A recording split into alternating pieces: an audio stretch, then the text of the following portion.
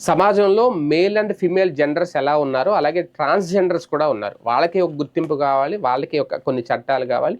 వాళ్ళని సమాజంలో అందరితో పాటు సమానంగా బ్రతకనివ్వాలి. అయితే ఇప్పుడు తాజాగా ఒక చట్టం అయితే వచ్చింది ట్రాన్స్‌జెండర్‌కి సంబంధించి. ఆ చట్టం మీద సుప్రీం కోర్టు స్టే ఇచ్చింది. ఎందుకు అంటే ఆహ్, ట్రాన్స్‌జెండర్ వ్యక్తుల సవరణ చట్టం అంటే వాళ్ళ హక్కుల పరిరక్షణ కోసం తీసుకొచ్చిన సవరణ చట్టం ఇది.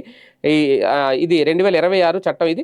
ఈ నిబంధనలను సవాల్ చేస్తూ వివిధ హైకోర్టుల్లో చాలా రకాల పిటిషన్లు అయితే నమోదైనాయి. అయితే అన్ని పిటిషన్‌లని ఒకేసారి విచారించే కంటే ఆ పిటిషన్‌లన్నీ ఒకే బెంచ్‌కి తీసుకొచ్చి, ఎందుకంటే అన్నీ దాని మీదే కాబట్టి ఒకేసారి విచారించాలి అనేది సుప్రీంకోర్టు నిర్ణయం తీసుకుంది.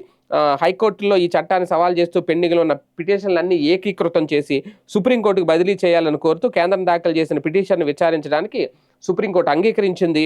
అంతకుముందు కేంద్రం తరపున సొలిసిటర్ జనరల్ తుషార్ మెహతా వాదిస్తూ వేర్వేరు హైకోర్టులు ఈ అంశాన్ని విడివిడిగా విచారిస్తే భిన్నమైన లేదా పరస్పరమైన లేదంటే విరుద్ధమైన తీర్పులు వచ్చే ప్రమాదం ఉందని, అందుకే అన్ని కేసులను సుప్రీంకోర్టుకే బదిలీ చేయాలని కోరుతూ ట్రాన్స్‌జెండర్ వ్యక్తుల సవరణ చట్టం ఏదైతే ఉందో 2026 దీని మీద మానవ హక్కుల కార్యకర్తలు అలాగే ఎల్‌జీబీటీక్యూ కమ్యూనిటీ వర్గాలు అభ్యంతరం వ్యక్తం చేసి సుప్రీంకోర్టు తన చారిత్రాత్మక నల్సా తీర్పులో సమర్థించిన లింగ స్వీయ గుర్తింపు అనే నిబంధనను కొత్త చట్టంలో తొలగించడమే దీనికి కారణం.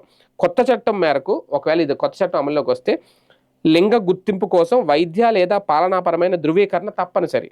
అయితే ఇది తమ గౌరవానికి, గోప్యతకు, శారీరక స్వేచ్ఛ హక్కులకు భంగం కలిగిస్తుంది అనేది పిటిషనర్లు వాదిస్తున్నారట. మరి దీని మీద సుప్రీంకోర్టు ఏం చెప్తుందో చూద్దాం.